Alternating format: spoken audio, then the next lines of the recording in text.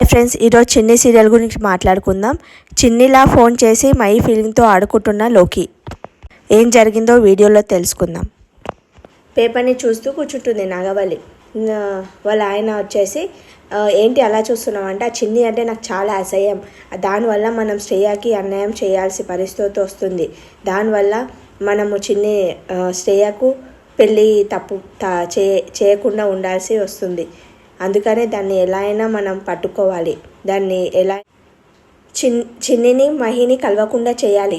అలా అయితే మనము మహి ఫోన్ ట్రాప్లో పెడదాం బావా, ఎవరైతే కాల్ చేస్తారో చిన్ని కాల్ చేస్తే మనకు తెలుస్తుంది, అప్పుడు మనం చిన్నిని పట్టుకొని మనం దాన్ని చంపేయచ్చు అని నాగవల్లి దేవేందర్ మనకు చెప్తుంది. చెప్పగానే అతను మినిస్టర్ గారికి కాల్ చేయని అంటాడు. చేసి మాట్లాడతాడు, మా కొడుకు ఫోన్ అనేది ట్రాప్లో పెట్టాలి అని చెప్తాడు.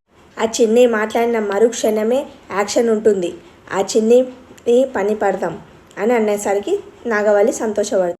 పాపం మహి డల్లు కూర్చుంటాడు. కూర్చొని లోకి చూస్తుంది, వీడేంటి ఇంతగానం ఆలోచిస్తున్నాడు, వీని వల్ల చిన్ని ఎట్లయినా కలిసేటట్లున్నారు వీళ్ళిద్దరిని కలవనీయొద్దని ఈ మా లోకి మ్యాడీ మైండ్ని డైవర్ట్ చేయాలి అని ఆలోచించి ఏం చేస్తా అంటే తన ఫోన్లో కొత్త సిమ్ వేసుకొని మహికి కాల్ చేస్తుంది. ఏమని కాల్ చేస్తుంది, నేను చిన్నిని మహి అని అంటుంది. నన్ను మ్యాడీ తప్ప ఎవరు పిలవరు మహి అని, ఎవరు నువ్వు అని అంటే నేను చిన్నిని అంటే మన మ్యాడీ ఫుల్ హ్యాపీగా ఫీల్ అవుతుంది. నాకు నమ్మాలనిపించట్లేదు, అందరూ నాకు కాల్ చేసి రకరకాలుగా కాల్ చేసి నన్ను తీసేశారు, నువ్వు గిట్ట అలానే చేసావేమో, నేను నమ్మను అని అంటాడు మహి. అంతగా డౌట్ ఉంటే చిన్నప్పటి విషయాలు అడుగు, టకటక చెప్తాను అంటే అప్పుడు మహి చిన్న విషయాలు అడుగుతాడు. మనం ఏ స్కూల్లో చదువుకుందామంటే హారం స్కూల్లో చదువుకున్నామని అంటారు, అంటే 6th 7th చదువుకున్నామని అంటాడు. మన ఫ్రెండ్స్ పేరు చెప్పు అంటే శాస్త్ర, క్రీతు, లోహిత అని తను నిజంగా చిన్నినేమో అని చాలా ఆనందపడిపోతాడు మహి.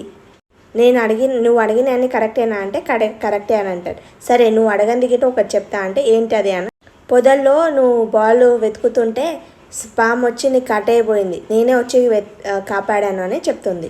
నేను ఇన్ని రోజులు నరకం అనుభవించాను, ఇప్పుడు నేను స్వర్గంగా వచ్చాను, నువ్వు వచ్చిన నా లోకంకి అని అంటాడు. నీ లొకేషన్ సెండ్ చేయంటే మళ్ళీ కాల్ చేస్తానని పెట్టేసి సిమ్ అనేది తీసేస్తుంది. మళ్ళీ కాల్ చేస్తే స్విచ్ ఆఫ్ అని వస్తుంది. మ్యాడీ ఫుల్ హ్యాపీ అయిపోయి వాళ్ళ ఫ్రెండ్ నాకు చేసుకొని, నా చిన్ని దొరికిందిరా, నా చిన్ని ఫోన్ చేసిందంటే వాళ్ళ ఫ్రెండ్ అంటారు, వాళ్ళ ఫ్రెండ్ గిట్ట హ్యాపీగా ఫీల్ అవుతాడు. తర్వాత మధు వచ్చేసి అందరికీ కార్డ్స్ పంచుతుంటారు. అదే పేపర్లో మన మహి యాడ్ ఇస్తాడు కదా, అదే పేపర్లో పంచుతుంటుంది అన్నమాట, దాంట్లో పెట్టుకొని.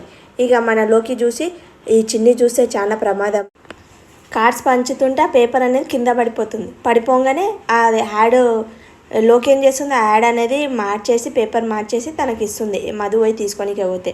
తర్వాత మహి వచ్చేసి మధుని పట్టుకొని తిప్పుతాడు, చాలా హ్యాపీగా ఫీల్ అవుతాడు. మ్యాడీ అంత హ్యాపీగా ఉన్నావు, నేను కావాల్సినది దొరికింది, నాకు 10 ఏళ్ళ నుంచి వెయిట్ చేసింది వృధా కాలేదు, నాకు దొరికింది మధు, నాకు దొరికింది అని చాలా హ్యాపీగా ఫీల్ అవుతాడు. ఎందుకు మ్యాడీ అంత ఎగ్జైటెడ్గా ఉన్నావు, అంత హ్యాపీగా ఉన్నావు అని మన మధు అడుగుతుంది. అడగానే చెప్పనీకే పోతాడు. లోకి అనుకుంటుంది, ఆయనతో చెప్తాడా ఏంటి, మధు పేరు అదే చిన్ని అని పేరు చెప్తాడా ఏంటి అని టెన్షన్ పడుతుంది. అంతలోనే మన మధు వాళ్ళ హస్బెండ్ అంటే పెళ్లి కొడుకు అనేది వస్తాడు. రాగానే తను మధు అందరికీ కార్డ్స్ పంచావంటే పంచాను, సరే వెళ్దాం అలా అని అంటారు. అంటే ఇంకేమైనా పని ఉందంటే ఏం లేదు అంటే వెళ్దాం పదా అంటే మ్యాడీ వచ్చేసి ఇలానే చూస్తుంటాడు.